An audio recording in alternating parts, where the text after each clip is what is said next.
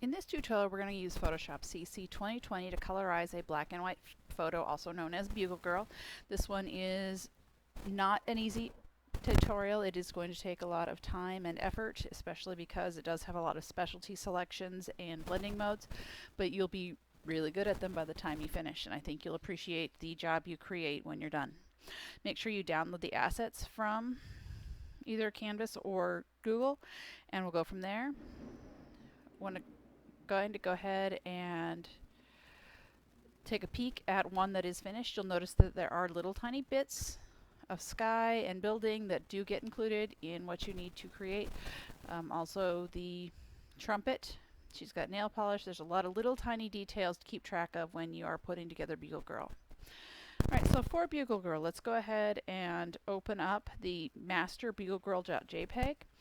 Let's do a file, save as. Let's save it as first initial last name underscore Bugle Girl. And you'll want to save her as a PSD for now. And push save. Alright, let's go ahead and do an image size. From there, let's go ahead and make the width 8.5, so it is big enough to do a half page if that's what you decide to do. Let's do our resolution at 300 and preserve details is checked, and let's say OK. Let's go ahead and do a Control S to save what we've got so far. We're going to go ahead and duplicate this background layer because I can guarantee you at some point you will accidentally start coloring on, we're going to call it original. You'll accidentally start coloring on it and you're going to need a copy of it. So let's go ahead, unlock that one called background and move original to the very bottom and turn off the original. So now what we're going to be doing is we need to make our selections that we want to color on the background layer 0 copy, and we want to make sure that we are actually coloring on new layers. So we're going to do this a couple different ways. So let's go ahead and start with some of the stripes. I'm going to go ahead and grab my quick selection tool in my layer 0, and I'm going to make sure I'm adding to my selection, that I am enhancing my edges, and I'm going to go ahead and choose this stripe. I can do Control plus. The better your selections, the more attention you pay now, the easier this process is going to be. I'm going to do Control plus, zoom in. I'm going to change the size of my brush a little bit, make it a little smaller.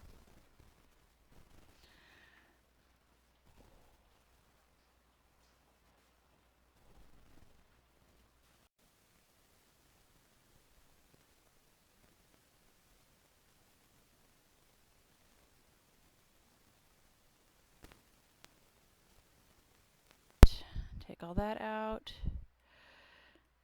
Alright, so I'm going to take that out. Alright, so now I want to go ahead and use a layer mask in order to make the color. So I can also go down, let's do a Control plus and move over. Let's do a selection of, let's do an add. Let's add the rest of this in as well. So we've got this one, so let's go ahead and come down to the layer, bottom of the layers panel. We want the one that looks like half moon. And we want to go ahead and do a new solid color. And I'm going to go ahead, because I want this stripe to be kind of a red, I'm going to choose a red color. That should do. And it's okay if it's nice and bright, because you're going to, the more vibrant the color is now, the more likely you are to see it better when you do the next part. So we're going to say OK once we've got it where we want. Now you can, because we're doing the layer mask, go in and change this color later. So maybe you decide I want to make the stripes green instead. You could easily do that because you're doing this with layer masks. You cannot do this as easily when you are working with the brushes. So it's one of the positives for working with the layer masks. So let's go ahead and do Control minus. Alright, so you can see I kind of have a bit of a mess right there. So I'm Control plus, let's go in there. If I double click on my mask, I can use my white and black and color that back in to get a much cleaner line. So you want to make sure you mess with that and say OK. So now I've got that one. So next thing I want to do is I want to adjust it so that I can do so I can actually see through it. So while I'm on that layer, instead of normal, let's go ahead and change that either to overlay or soft light, depends on what you want to which look you like. So I'm going to go ahead and go with soft light. And let's go ahead and go back onto our background layer, grab our quick selection and grab that. Let's go ahead and grab that top stripe. Oh, grab too much, got those windows in there, don't want the windows. Go ahead and take those out. Remember, you can always go back on your layer mask and change that later. Alright, so we're going to go ahead, go to our half moon, create a new solid color fill. Now if you try and dropper this right now, you're actually going to end up with a different color because that color is being affected by this color is being affected by the overlay. So if we go ahead and change this into the soft light, you're going to see we're going to get different colors. So sometimes what you want to do before you turn on your soft light or anything like that, leave them all on normal, and then at the end go through and change them all at once because it allows you to go through and dropper those lines instead. So we want to make sure that this one, instead of being the burgundy, is more this color. So you'll want to make sure you go through and select all your stripes that way, go through and make that all perfect. So that is how you do it with the layer mask. You're just going to keep coloring. Now for some selections, doing the layer mask isn't quite as easy, so there's another way. Let's go ahead and grab our background layer, and I'm going to go ahead and grab my polygonal lasso, and I'm going to do some selections. I'm going to zoom in, and I'm going to go and do the start part between the stars. So it's easier to do this in small sections.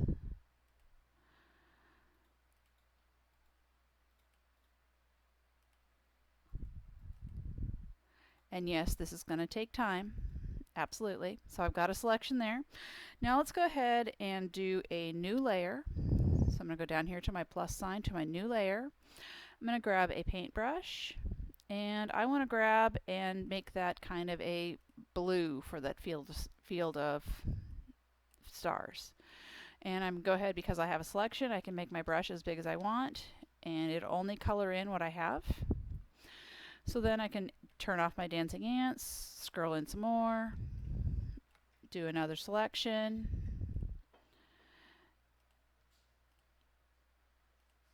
until I get the entire field of blue for that completed. I'll grab my brush, color it again.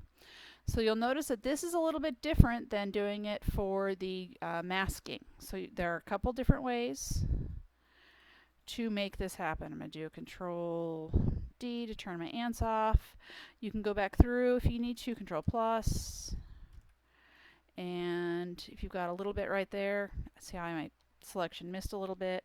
So this is where the perfectionists are going to have some trouble, because it's definitely one of those more challenging aspects. So once I've got that the way I need it, I'd get all of my stars selected on that layer, and I go ahead and change that to my soft light or my overlay. And that's how you're going to do that one. For selections like the face, it's sometimes a lot easier to paint like the whole thing at once. Oops, I'm still in blending modes. Instead of, and then going back through and changing it. So let's go ahead and grab our selection. I'm going to go ahead, grab my quick selection tool. And I'm on minus. Let's go and change it to plus.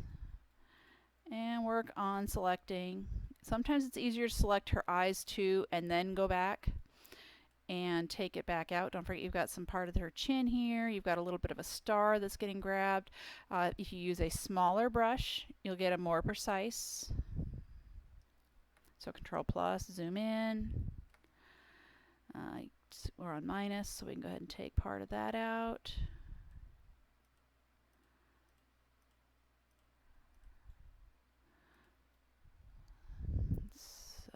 see, clearly we don't want to color the mouthpiece of the trumpet bugle.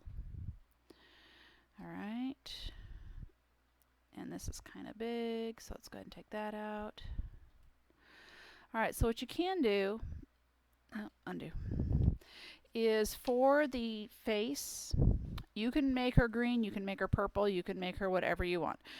If you're trying to get kind of a peachy skin tone, you sometimes need to paint her with almost a bright orange. When you go to do the soft light, it's going to change that color quite a bit. So let's go ahead and try a few different colors. Let's try kind of a peachier color. So I'm going to go ahead and just color that. I'm going to color around her eyes. So now when I put in the soft light or the overlay, you can kind of see that idea of what color that is actually going to turn into. I kind of hate that color, so I'm going to do undo and back up in my history until I've got rid of that color. So I'm going to go back in until I find a color I like. For now, let's make her green. So I'm going to go ahead and color her green. If I color way too much, and I want to make sure I get that back out of her eyeball, let's just cover her eyeball together. What I can do is now change it to my soft light. I can zoom in. I can grab my eraser and go through with my smaller brush and make her eyeball the right color again. So that's one of the nice parts with the painting method, is that you do have a little bit of an easier way of going back and correcting things when you are finished. So it's totally up to you as to how you're going to color her. I've seen this as a rainbow flag, I've seen it in pinks, I've seen it in purples, I've seen her as an alien.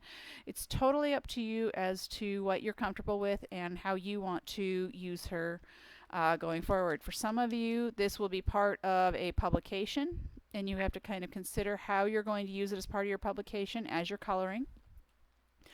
So it's easier to kind of have that in mind as you go along before you start.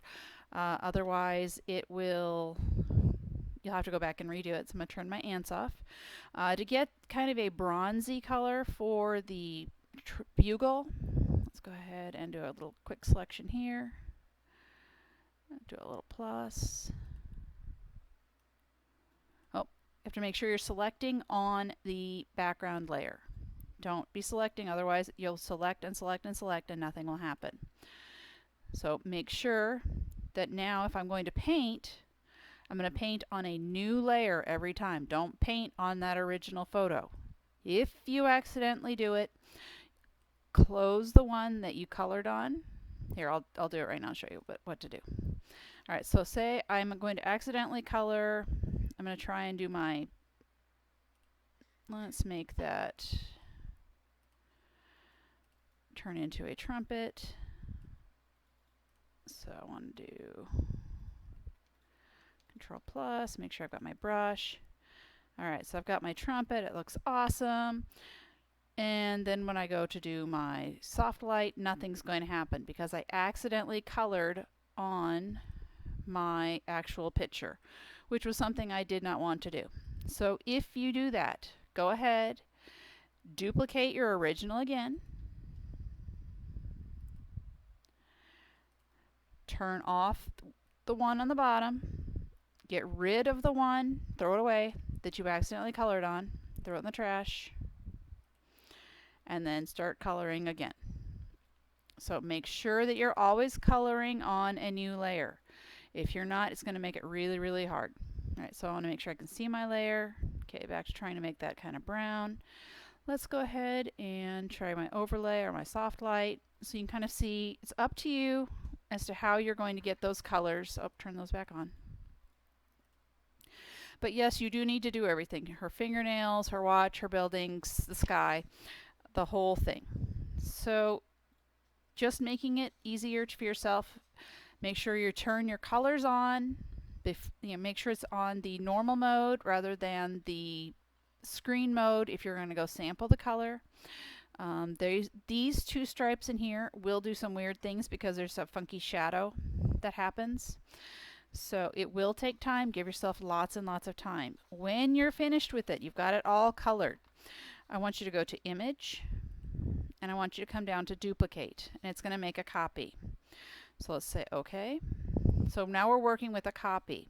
I then want you to go to Layer and come down to Flatten Image, which means it's going to get rid of all of the extra stuff. It's going to make this all one single layer, which means you can't go back and fix it. That's why we still have our original.